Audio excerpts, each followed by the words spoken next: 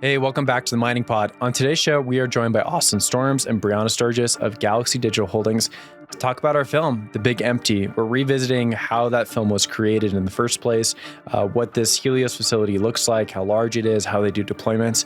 And then we talk about Bitcoin mining in small town USA, what it means for Bitcoin miners to be good partners in rural communities, and how Bitcoin miners should talk to legislators, politicians, and other stakeholders in communities to get their story across well.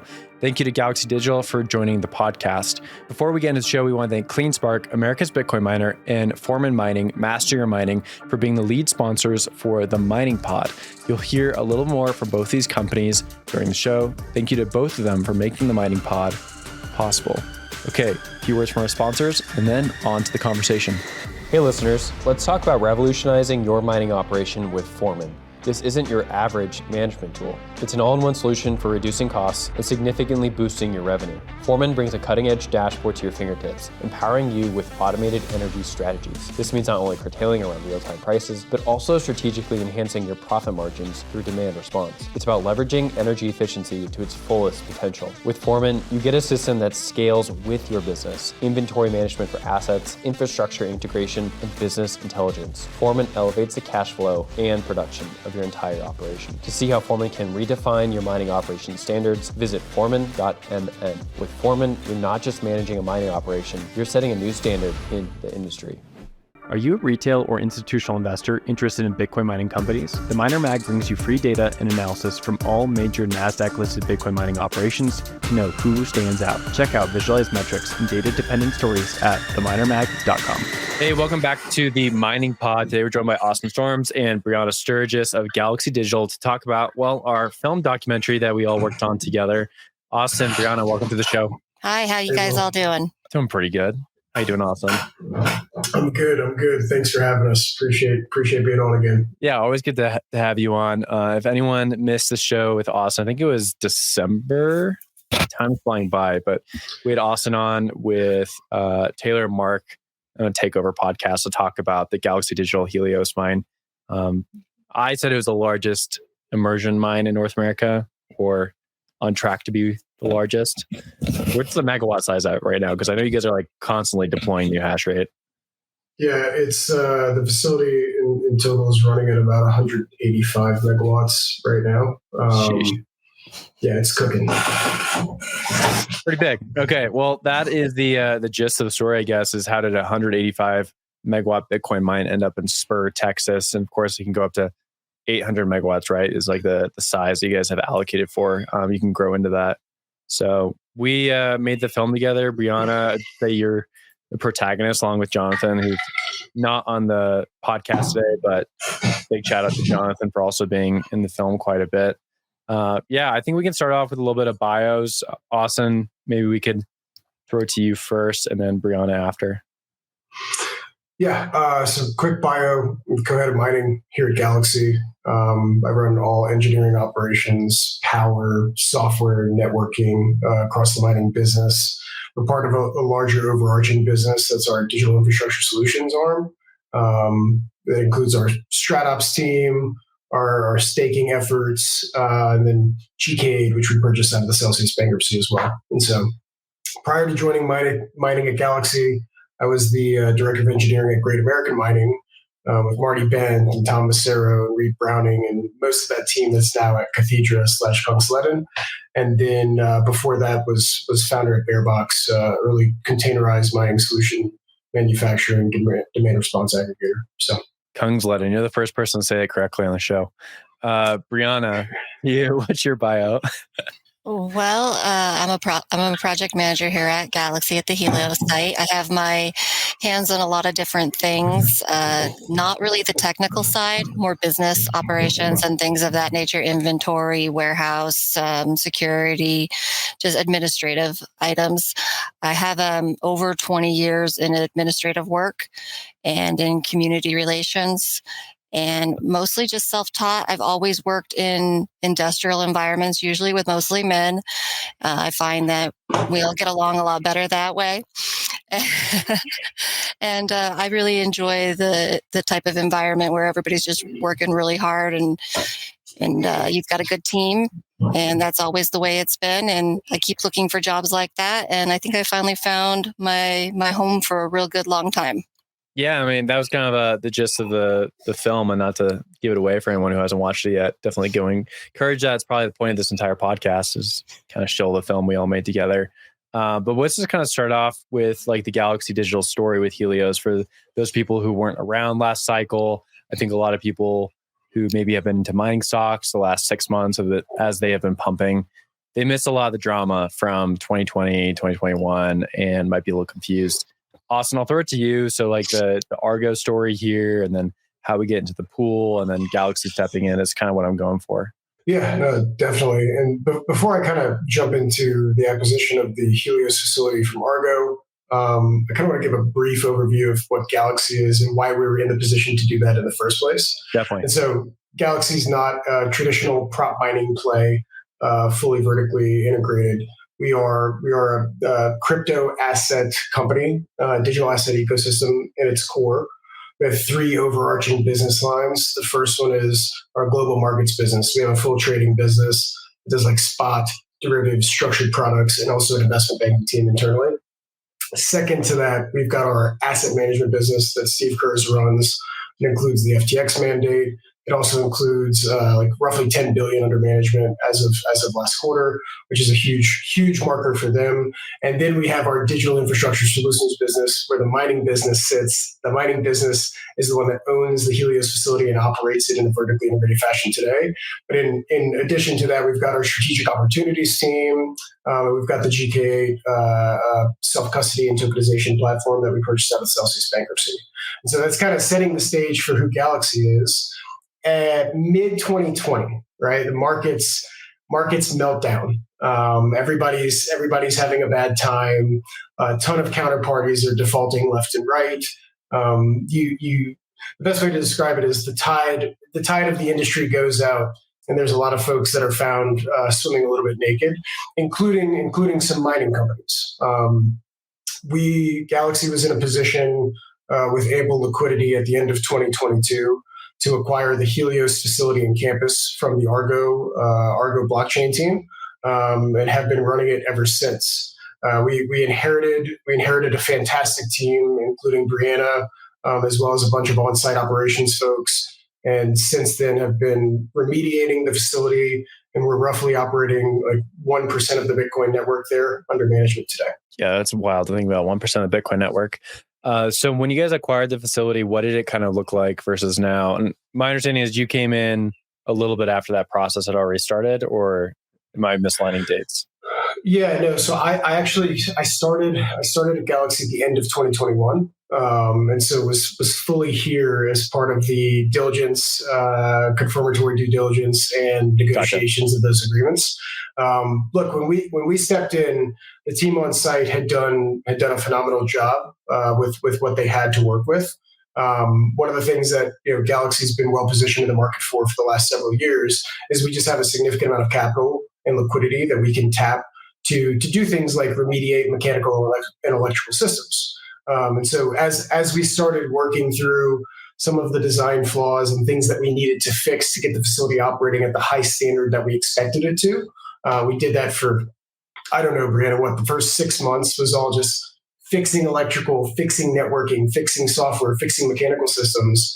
And then right at the beginning of last summer, we got the site pretty stable.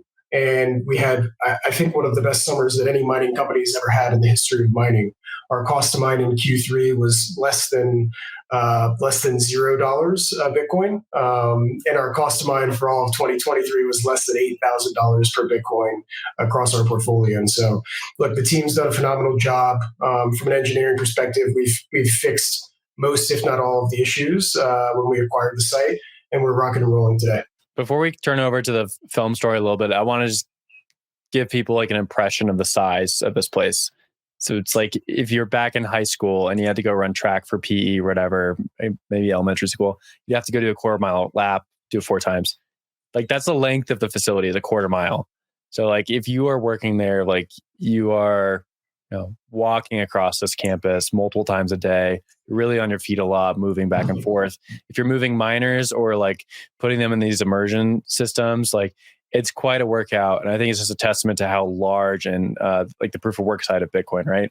So what are some other like facts or numbers or data points that we can like point people to who aren't super familiar with Bitcoin mining, but they can kind of wrap their heads around like how like, truly large this site is that you guys are operating? Man, I think the biggest one is exactly what you said. When you walk into the main facility, or what we call phase one at Helios, the internal part of the building is 1,200 feet long. It's legitimately 4 football fields as a straight shot from end to end. When I first walked in, the first time that I did diligence, I remember thinking this is the largest mining facility I've ever stepped foot in, and it just kept going.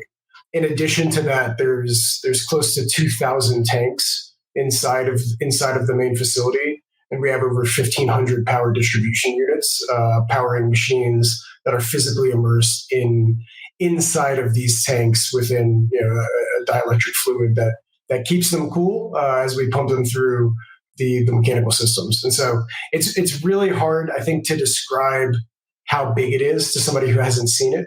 But the campus itself is 160 acres, and the building that's 126,000 square feet looks small on the campus. They say everything's bigger in Texas, and they're not lying. Bitcoin mining facilities are as well. Yeah, it's massive. We'll throw some of the video clips up from the film during the podcast so people can watch it if they're watching the podcast. Brianna, what was your take when you first went over the Helios facility, just to the scale and size of it? Well, I was lucky enough to be here to watch it being built. So I wasn't necessarily hired at the time when it was being constructed, but my husband and I were hired to do drone work for Argo before I ever was even hired for Argo. So we came out here and did a lot of drone footage of the construction itself. So we were taken back at just the scope of it and the size of it. We got a couple of hero shots of us in front of it just for our own whatever. Again, that was before I ever got hired. So it's been kind of amazing to see it grow, to see it finish, and to see where it is nowadays. And it's just going to keep growing, right, Austin? In the competitive world of Bitcoin mining, one name stands out: CleanSpark, America's Bitcoin miner. At CleanSpark, efficiency isn't just a goal, it's our standard. Our sophisticated facilities are built and led by expert teams who care about Bitcoin and the communities we work in. Scale, we've mastered it. Our large-scale operations have set us apart in the industry as examples of community-oriented building. Our track record speaks for itself. We navigate the complexities of the new economy with precision and with skill, continuously achieving operational milestones. Curious about how we do it?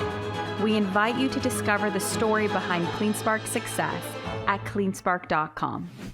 Yeah, so the next plans for it to that 800 megawatts. I know you guys are deploying like a lot of different hash huts outside. What are some of the other things to get the full 800 megawatt campus built out there? Or is that even the goal? Yeah. So I guess we have an 800 megawatt firm capacity approval at our point of interconnection. That's approved by ERCOT. It's approved by AEP and WET.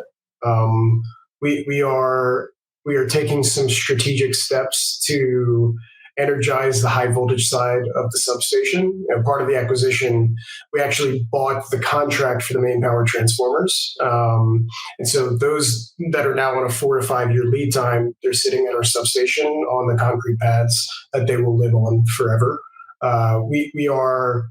We're expanding the substation. We've committed to do that. And then in addition to that, we're looking at what the next phase 2 of Helios looks like, whether it's 100 megawatts or several hundred megawatts of Bitcoin mining load, whether it's some of these HPC or edge computing use cases that we've seen in the market. We're still undecided, but continuing to grow both the high voltage side and then look at additional engineering when it comes to the medium voltage and low voltage infrastructure downstream of that. Love it. Let me pull up some film of the video itself and we can just kind of talk through it. In this clip right here, we can kind of see Mike Shane, who's one of the technicians and project managers. Correct me if I'm wrong on his title. down in Helios? He used to be part of the data center technician team, and then I promoted him to be our site optimization lead and report directly into me for all things that need to be adjusted. That's a good way to put it. Yeah. Let's go, Mike. Congrats on the promotion. So these are the big bathtubs you're talking about. Tell me a little bit about the specs for these things, and what would someone who's not really in Bitcoin mining need to know on a high level about what we're even looking at in this giant quarter mile long facility? Yeah. So I would say the easiest way to describe it is that each bathtub is roughly 90 to 100 kilowatts of computing load. To kind of put a frame of reference on what a kilowatt is, I think peak household usage for most houses in the United States is between 30 and 40 kilowatts in the dead middle of summer. So think about each one of those tanks as continuous peak usage of 2 to 3 houses during the summer in terms of electricity. So it's incredibly dense. There's a lot of fluid within the facility.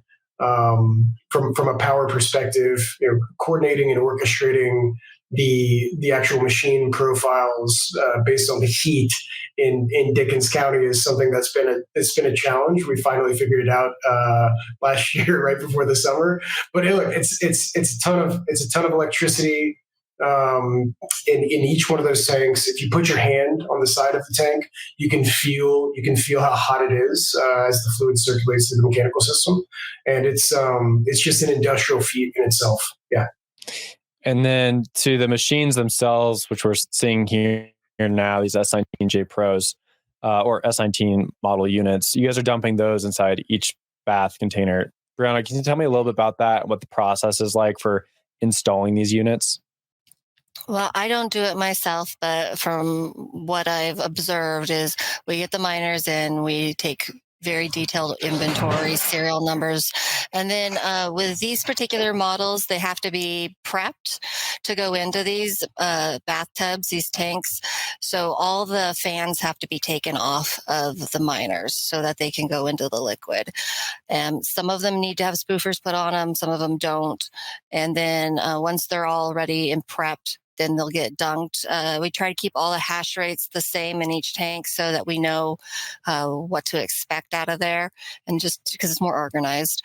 And then the guys will dunk them, and then we'll record what position they go into. There's 48 positions per tank, so 48 miners can go in each tank.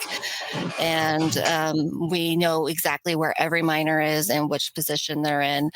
And then the guys, another crew will come back through and hang the cables up off of the machines and plug them in. And then electrical and tech support will take over after that. Yeah, it's a lot of manual work for what is like a digital currency on the other side of it, which is probably one of the coolest things about Bitcoin, in my opinion. Okay, we can leave that aside for right now. And I kind of want to turn more towards the film, and to get there, let's really talk about like Dickens County itself. So I'll pull up some of the video and we'll kind of have it in the background as we chat about it. But Brianna, I'm going to throw some more questions your way. Tell me a little bit about like the town of Spur and you living there, like the people here. I mean, we're looking at the shots for those listening on audio, just the people who live in Spur and came back for the homecoming weekend where we filmed. We're going to make you kind of retake some of the things we asked you during the filming process. But yeah, it's a Spur. What's it like to live there? Who kind of lives there? What's something normal you see in town? So with the homecoming that they do every year, I've never seen anything like it. I've lived all over the country, and I have never seen a town where people come back for like the last 60 years just to represent their class and build a float, and have these different dinners with each others and bonfires, and so all these classes get together. It's like a school reunion, class reunion, but they do it every year for all these different classes. I've never seen so many people come back home, and so it's really special. I had no idea until I actually experienced the first one. I wrote a newspaper about it for the article because it was such a experience for somebody who's never been here before.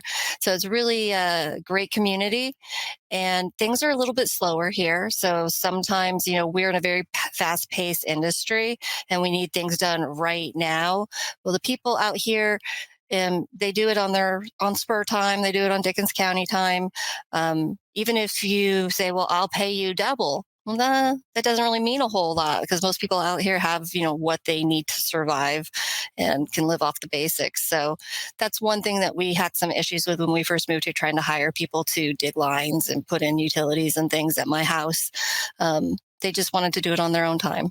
So just got to get used to that a little bit, especially since I came from California where everything is now. Let's get it done. The other thing I really like about this community is if you're accepting of them, they're accepting of you. And if you get involved with the kids, then you're going to go far. Everybody's going to love you. If you go to the games, get involved in the kids' life, if you try to sub at the school, if you contribute to the fundraisers that the kids are doing door to door or all the different events, because it is a pretty impoverished area. We do have this new industry coming, which everybody's making everybody very excited. But it is a very impoverished area. And so people do just want to look for escape and whatnot, but they're also leery because we've had other companies come in here, set up shop, and then leave. I mean, really easy example. I think everybody in the country can kind of relate to this. Family Dollar just shut down a bunch of their stores. Spur got a brand new Family Dollar about 8 months ago, and already they're shutting their doors. It's a brand new store. And now we've got this big old store in the middle of town that nobody can do anything with. Nobody can afford to buy the building.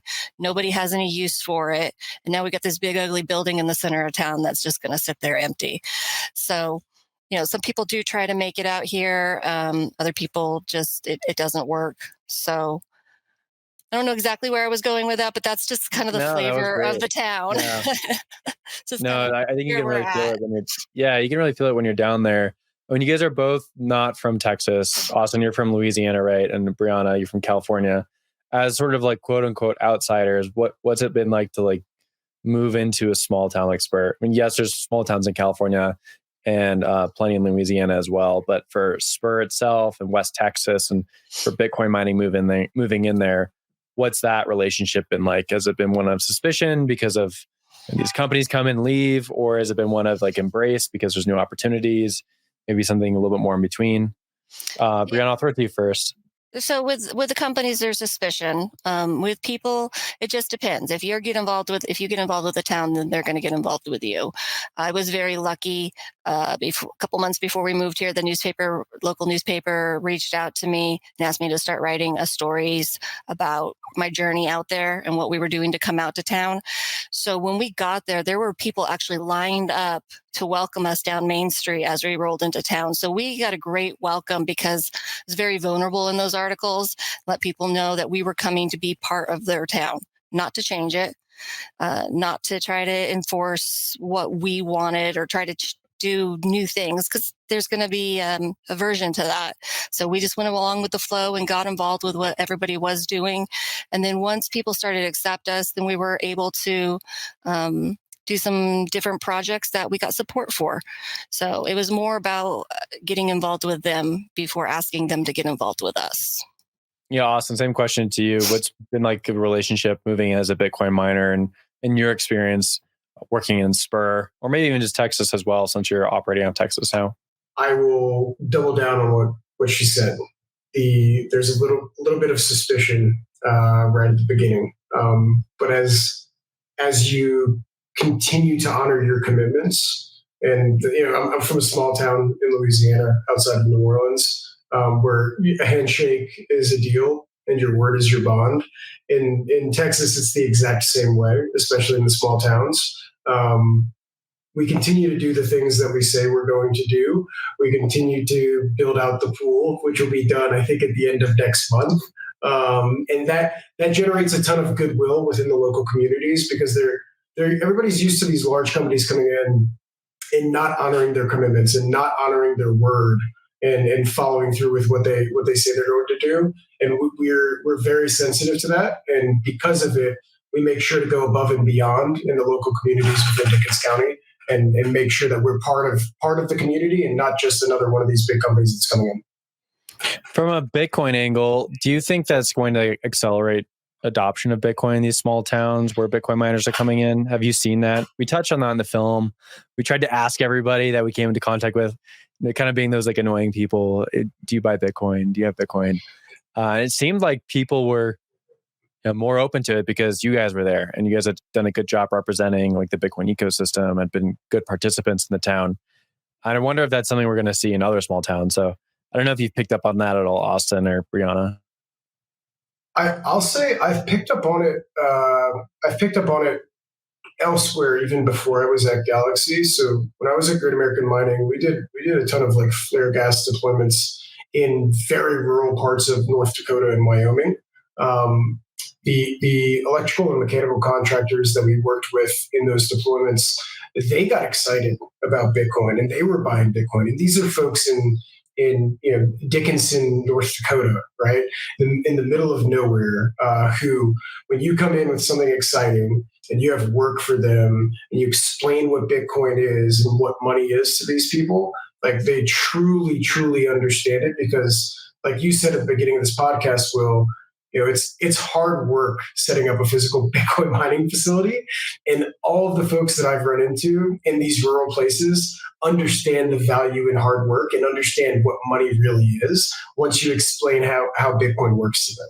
And so I'd say being a good steward of the Bitcoin network and kind of the Bitcoin community in a sense by setting up a large scale mining operation is a net positive on these communities and the adoption of Bitcoin in these rural communities. Need ASIC help? Check out Vitamine, one of Bitmain's certified repair shops located in Washington State with satellite offices in Colorado, Oklahoma, and Texas. PSUs, hashboards, immersion setups, in and out of warranty repair, Vitamine has you covered. Want to train your technicians? Bring Vitamine to your site for hands-on training in the art of ASIC repair, complete with Bitmain AMTC certification. Contact Vitamine today at dan@vmasic.com. Again, that's dan@vmasic.com. When you think of ASIC repair, think Vitamine. Brownie, I'll give you some space there if you want to add into that at all. I don't know if you've seen people adopting Bitcoin at all because our interaction with local Bitcoin mining coming into town. I've had a lot of people ask me advice and questions, and I'm very limited in what I can advise people to do because I can't give financial advice. I can't tell them what app to go with, or I can't tell them what exchange to do. If they come to me and they say, "Here, this is the app I want. This is what I want to do. Can you show me how to set it up?" I don't mind doing that, but I can't be the one who recommends anything to them. We did do a educational program about a year and a half ago out at the local library for the kids. And I'm hoping that we can do that again for the kids and the adults because they do a lot of local programs at the local library. I think things like that will keep helping us. We're doing also a lot of school tours. So we have a lot of high school students coming in and they know a lot about crypto. They know a lot about Bitcoin. They've got some really great questions and they're already looking to get into it themselves if they're not already into it. So I think that we're having, the next generations coming up is really going to be more interested in it. And I find out here that once the community and the people that I talk to understand that Bitcoin is not controlled by the federal government, we have a very conservative population out here. And that is really a key to getting their brain to wrap around the fact that, like in Canada, we had the truck drivers and the truck drivers strike, and they went in and they seized a bunch of money out of these people's bank accounts in Canada. So they couldn't have gas. They couldn't do what they needed to do. They couldn't protest. And Texans don't want to be in a position like that where the federal government can come in and freeze their funds.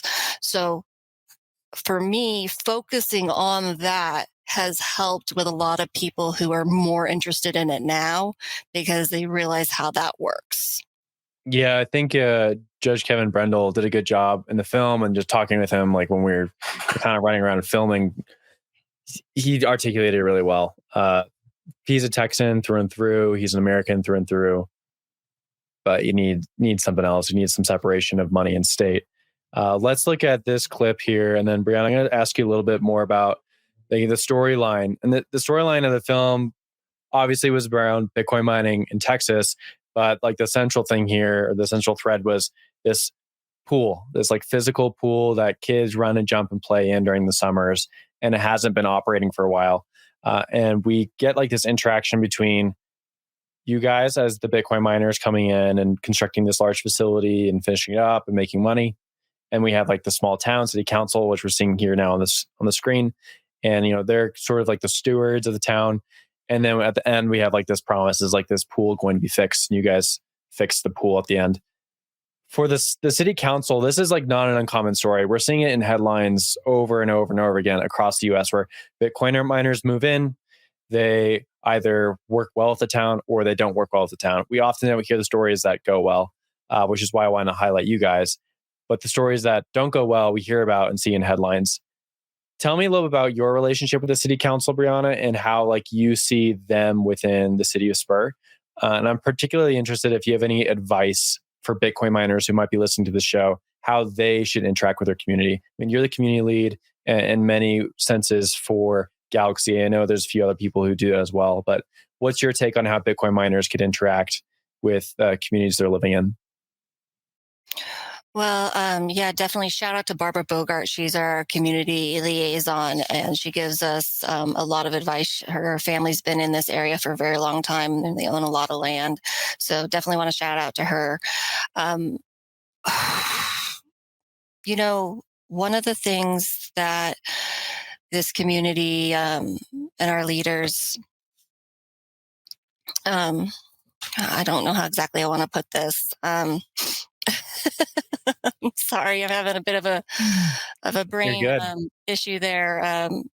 But I've been dealing with city council for about 5 years. We've lived here for 5 years. And they've been working on trying to get the pool for a lot longer than that. It's been a community thing that it's been up on the ballot many, many times before. So that was already something the community really wanted. So I think, dedicating yourself to a community project like Galaxy has communities to a big community project that helps everybody is a really good way to make yourself, for the city council and people in the city to like you and want to be around you and want to, invite more people in. For me personally, I find that one of the best ways for us to get the community, to interact with them is to use the local vendors. Let's put as much money into the community as possible. So if you've got a local mechanic, if you've got a local grocery store, if you've got a local hardware store, you need to do landscaping, you got a local feed and seed store. Those are the places that you want to visit and frequent, because those business owners are the people on city councils. Those in a small community, those people do a lot of double duty. So if you're gonna, maybe get somebody on a different community group, like you have the local library, you got the local historic commissions, you have the local food pantries, you have the Chamber of Commerce. These are all things that your employees in your company can get involved with, because again, these are going to be the people you're going to interact with in these different groups and in these different businesses that are going to be your members of city council. So if you're already frequenting their business and giving them money and support that way, then they're going to be more open to passing whatever it is you're asking for. That's my opinion. Yeah, one thing I picked up on when I was down there was the communication barrier between like small town USA and big tech or big corporations. And even though both parties are mostly speaking English, like doesn't always translate very well. What have been some things that sort of like helped kind of cross the barriers there? It seems like having like dedicated people on mining teams as like representatives of both like the town and the company has been something that's worked. But any other thoughts on that? I know like Jonathan's maybe a good example of this. Like he worked previously in the area, now works for Galaxy, worked for Argo. Can kind of be like a go between both sides. Yeah, definitely. Absolutely, I would agree. I don't have too much. I don't know too much about Jonathan's history that way, but his family and his wife's family go back really, really far here, and so when you have what they call kin, then people are more readily to accept you. My only kin out here is you met him, Harry Bob and Mary Martin. There was a interview that we did. It didn't make the documentary, but Harry Bob and his wife, they adopted us when they found out that we didn't have any kin out here. So as long as you have somebody to say who you're related to, then people are going to give you more trust. So it's good to hire locals. Love it. Okay, as we finish up here, let's talk a little bit about the pool. So we'll throw some video on the screen. This pool, kind of legendary now, went out of service. I think it was like 08, 09. No one was really using it for quite a while. They're looking for funding for it. Brianna, I know that you spoke to me about this. I think some people at the Texas Spur spoke to us about this, how they're looking for funding, different ballot initiatives, different ways of raising money for it. Argo blockchain came in, promised to rebuild the pool. They partially constructed it before they had some issues, like a lot of other Bitcoin mining companies had during the drawdown in 2022.